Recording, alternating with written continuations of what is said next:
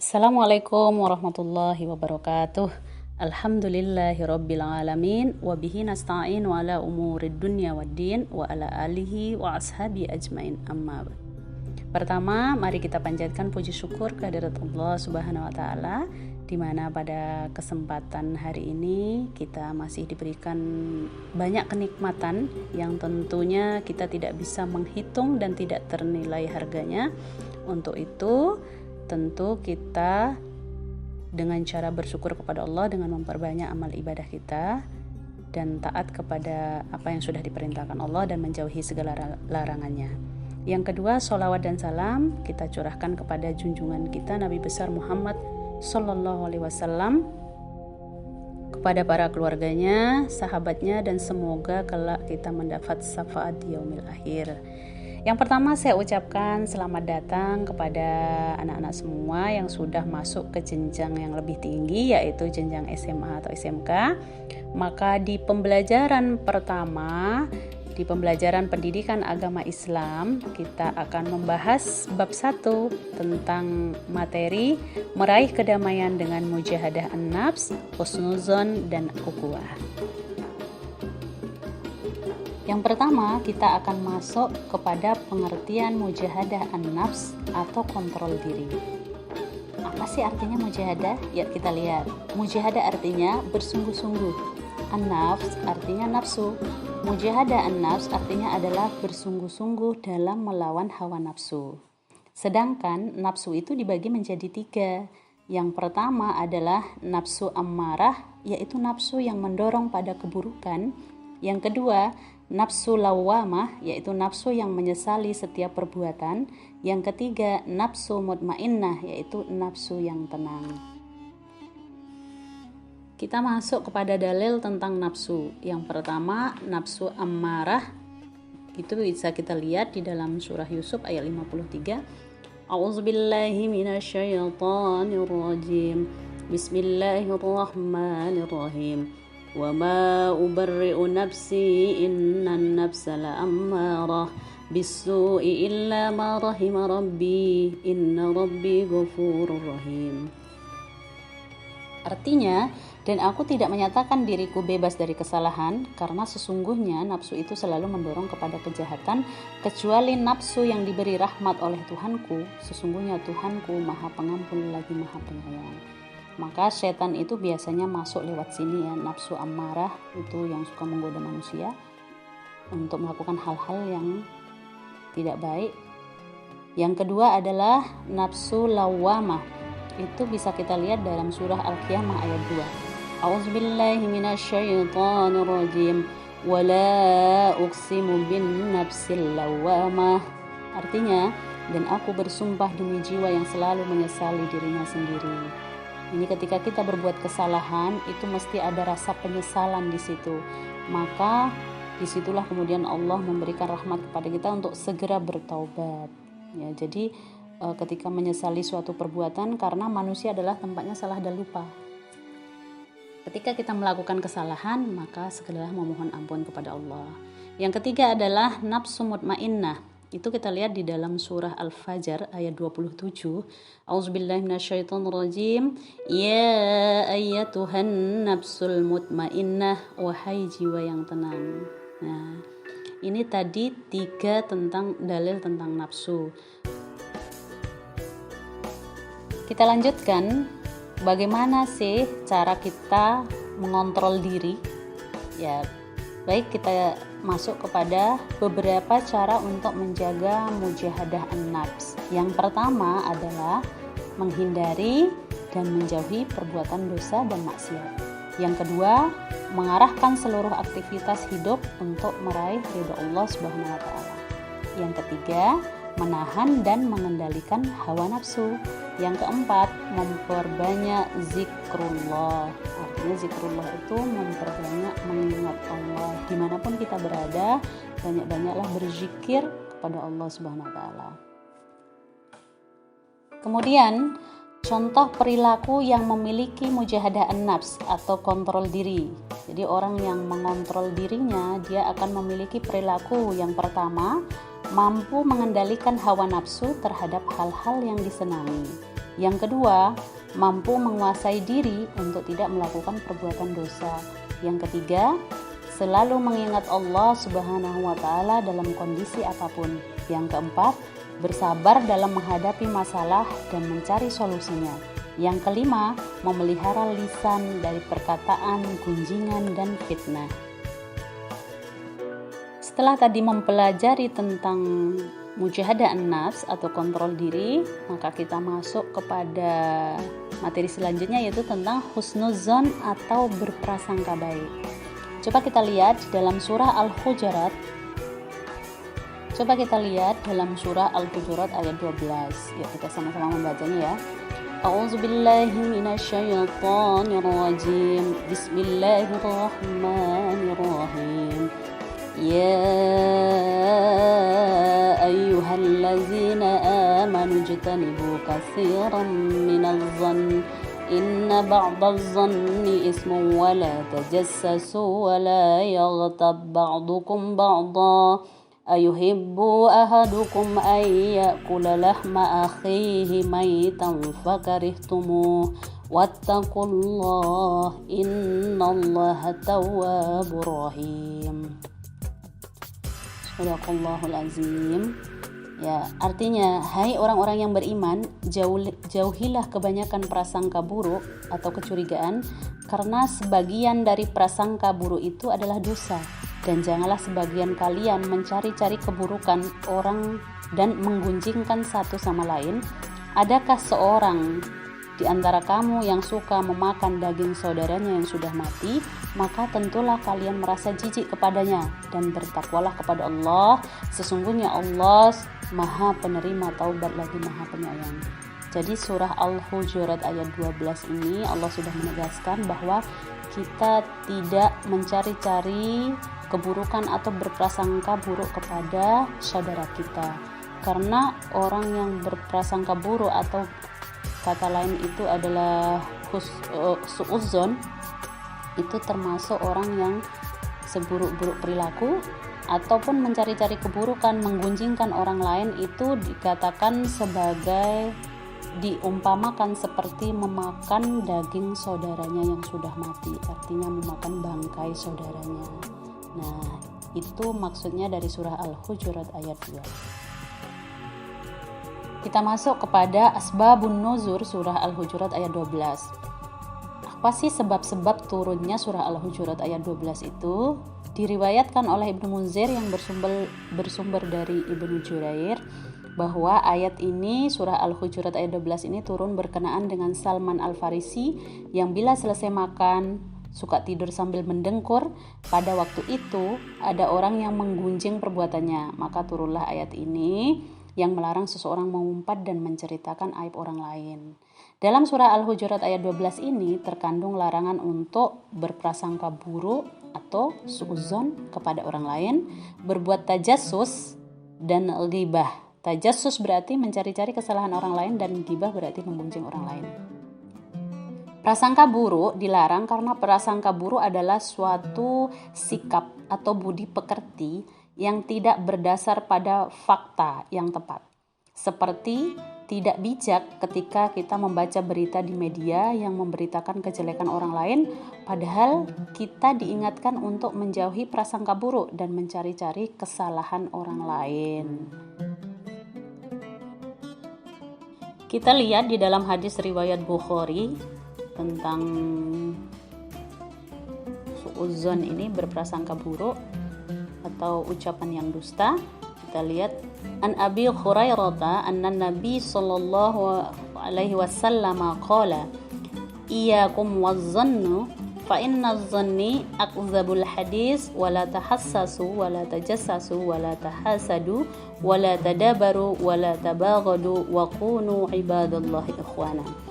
Dari Abi Hurairah, Rasulullah sallallahu alaihi wasallam bersabda, jauhilah prasangka buruk, karena prasangka buruk adalah ucapan yang paling dusta. Janganlah kalian saling mendiamkan, janganlah suka mencari-cari isu, saling mendengki, saling membelakangi, serta saling membenci. Tetapi jadilah kalian hamba-hamba Allah yang bersaudara.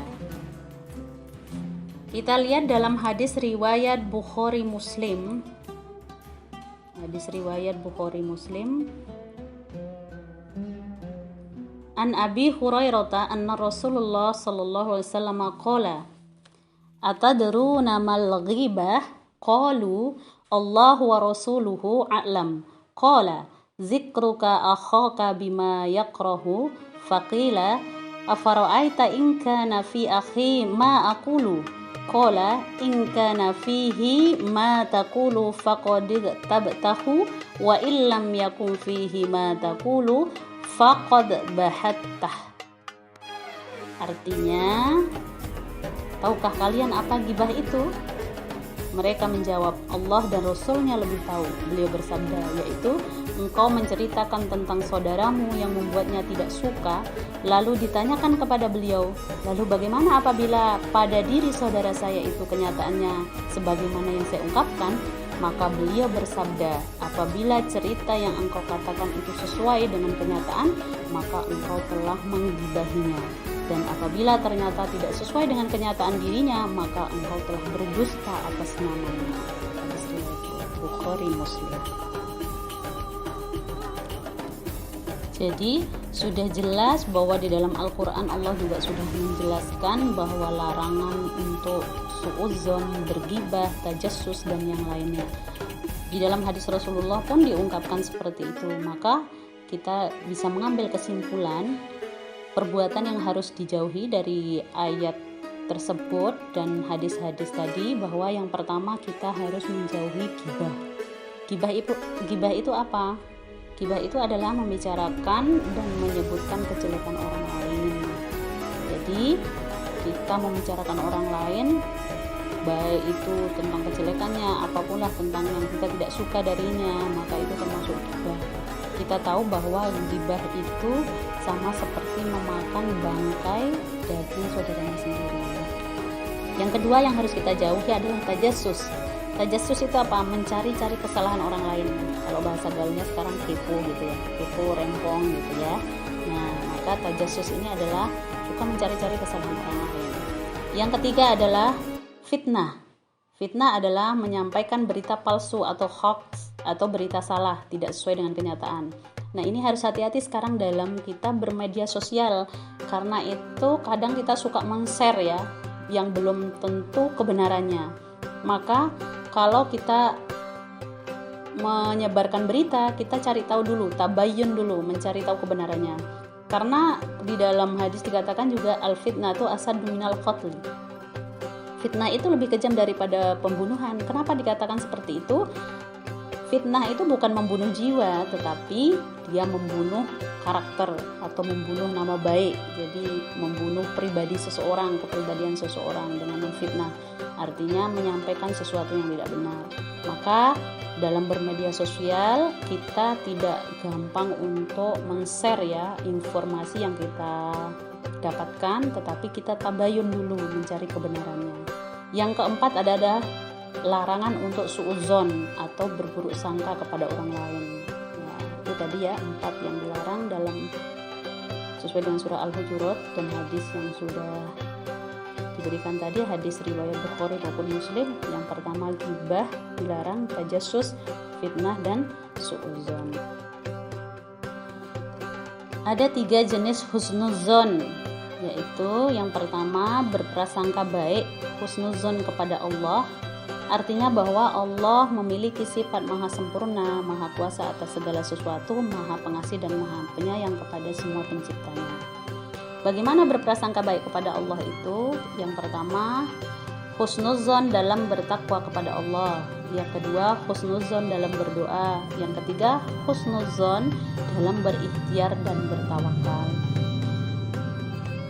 Yang kedua adalah husnuzon kepada orang lain. Artinya, seluruh ucapan, sikap, dan perbuatan yang dilakukan oleh seseorang akan diterima apa adanya tanpa diiringi oleh prasangka atau dugaan-dugaan yang bersifat negatif. Husnuzon kepada orang lain dapat dilakukan dengan cara berusaha untuk melihat kebaikan orang lain dan mengakuinya dengan jujur atas segala kelebihan yang dimilikinya. Yang ketiga adalah husnuzon kepada diri sendiri. Seseorang yang berprasangka baik kepada diri sendiri akan menyadari bahwa setiap manusia memiliki kelebihan dan kekurangan. Sikap yang penuh harapan, tidak mudah putus asa ketika menghadapi tantangan hidup, bahkan bersikap optimis dengan bekerja keras, kerja ikhlas, kerja cerdas, kerja mawas, dan kerja tuntas. Masuk yang ketiga, yaitu materi tentang ukhuwah. Ukhuwah itu persaudaraan.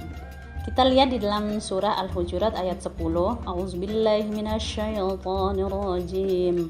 Bismillahirrahmanirrahim. Innamal mu'minuna ikhwatun fa'aslihu baina akhawaykum wattaqullaha la'allakum turhamun. Artinya, sesungguhnya orang-orang mukmin itu bersaudara, karena itu damaikanlah antara kedua saudaramu yang berselisih dan bertakwalah kepada Allah agar kamu mendapat rahmat.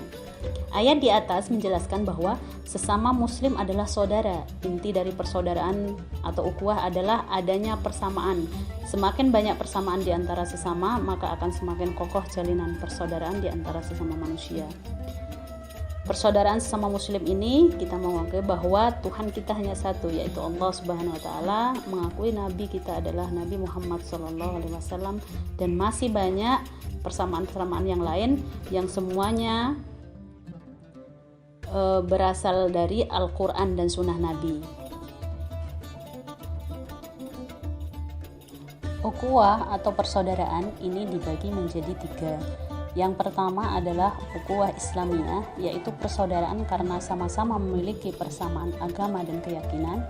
Yang kedua adalah ukhuwah Watoniyah, yaitu persaudaraan karena sama-sama satu bangsa dan keterikatan keturunan tanpa membedakan suku, agama, warna kulit, adat istiadat, budaya, dan aspek-aspek lainnya. Yang ketiga adalah ukhuwah Insaniyah atau Basyariyah, yaitu persaudaraan karena sama-sama sebagai sesama manusia secara universal tanpa membedakan ras, suku, bangsa, agama, warna kulit, dan aspek-aspek lainnya.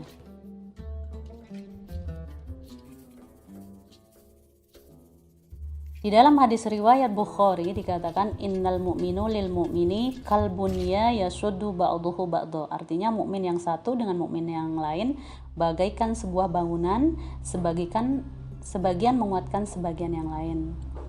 Hal-hal yang perlu diperhatikan atau dilakukan untuk memperkokoh persaudaraan atau ukhuwah, yang pertama adalah ta'aruf, artinya saling mengenal antara umat Islam, bukan hanya penampilan fisik namun juga tentang ide, gagasan, dan lain sebagainya. Yang kedua adalah tafahum, artinya adalah dengan saling mengenal antara sesama umat Islam maka akan timbul sikap berusaha untuk memahami saudaranya. Jadi tafahum itu artinya saling memahami antara sesama muslim ya. Yang ketiga adalah ta'awun. Setelah saling memahami sudah terjalin, maka akan timbul sikap saling mendoakan dan saling menolong. Ta'awun itu artinya saling tolong menolong. Yang empat adalah takaful. Ketika sikap tersebut sudah terlaksana dengan baik, maka akan timbul sikap senasib dan sepenanggungan, seperti yang dicontohkan oleh sahabat-sahabat Ansor Madinah terhadap sahabat-sahabat Muhajirin dari Mekah. Ini maksudnya adalah ketika Islam pada masa awal kenabian, kemudian di Mekah tidak boleh tinggal, diusir oleh orang-orang kafir Quraisy, maka mereka sahabat-sahabat Nabi pindah ke Madinah, artinya hijrah mereka ke sana tanpa membawa apapun. Semua harta anak istri mereka tinggalkan, sehingga mereka ke Madinah tidak membawa apa-apa. Nah, disitulah kaum Ansor yang asli penduduk Madinah itu kemudian membantu mereka karena mereka adalah saudara seiman, seagama. Hikmah ukhuwah atau persaudaraan antara lain, yang pertama, menumbuhkan sikap saling memahami dan saling pengertian di antara sesama. Yang kedua, menumbuhkan sikap saling tolong-menolong. Yang ketiga, menumbuhkan sikap saling menghormati dan menghargai, akan melahirkan rasa persatuan dan kesatuan bangsa. Yang keempat, menimbulkan tenggang rasa dan tidak menzolimi antara sesama. Yang kelima, tercipta dan terjalinnya solidaritas yang kuat antara sesama muslim. Yang keenam, terbentuknya kerukunan hidup antara sesama warga masyarakat. Nah, begitu tadi ya penjelasan tentang materi mujahadah an-nafs kemudian husnuzon, dan ukhuwah. Demikian tadi penjelasan dari saya, semoga bermanfaat. Wassalamualaikum warahmatullahi wabarakatuh.